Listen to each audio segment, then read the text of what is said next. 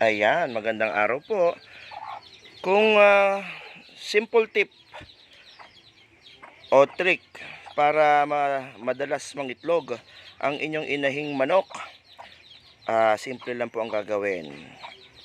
Kung makikita po ninyo, yung inahing manok na yan po, ang sisiw po niyan ay nasa 10 o 12. Ayun, yung maiingay doon. Inawat ko na po kaagad yung kanyang mga sisiw, mga 2-3 araw lang. At hindi niya na po hinahanap. Alam nyo po kung paano gagawin. Simple lang po yan.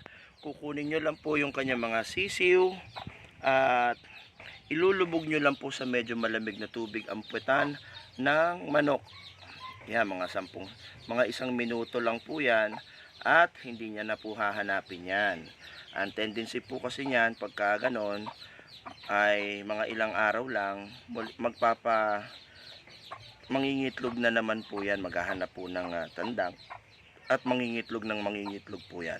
Actually yung unang mga anak po niyan, ang nung ginawa ko po yan, siguro mga mahigit 1 buwan lang na ang nakakalipas, nakapagpapisa na naman po ako.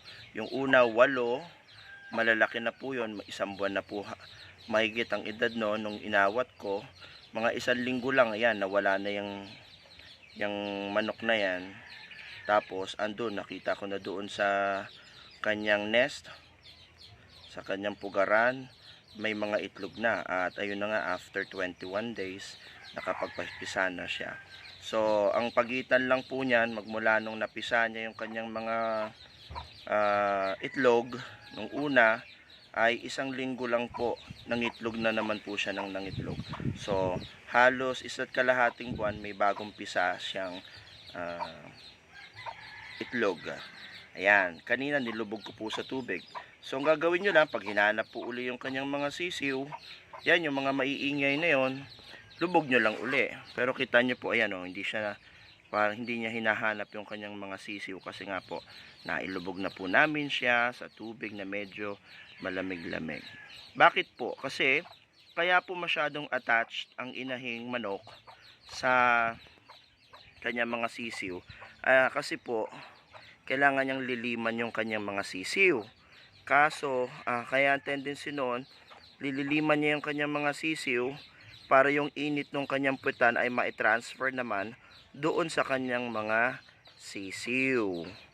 Kaya kung hindi na iinit yung puwetan niya, hindi niya nahahanapin yung kanyang mga sisiw. Yung mga maiingay na yon, yun yung kanyang mga anak na hinahanap naman siya. So ang gagawin lang natin para tuloy-tuloy ang pangingitlog niyang manok na yan, ay ang gagawin po natin, i-brooding natin. Sinama ko na po sa brooding area yung kanyang mga sisiw. Siguro mga 1 linggo, 2 linggo, mawawala na naman yan, mangingitlog, tapos magpapapisa. Pero mas mabilis po kung ang gagawin nyo, pag nakita nyo ng itlog na, kunin nyo na yung itlog at kung may incubator kayo, lagay nyo na. Pagka nakikita nyo hindi na nangingitlog, naglilimlim na siya, kunin nyo na uli yung huli, tapos ilubog nyo sa tubig, para after 1 week, mangitlog na naman siya uli, 2 weeks, habang nasa incubator naman ang inyong mga itlog. Kita nyo, hindi niya na hinahanap yung kanyang mga anak. Salamat sa Diyos.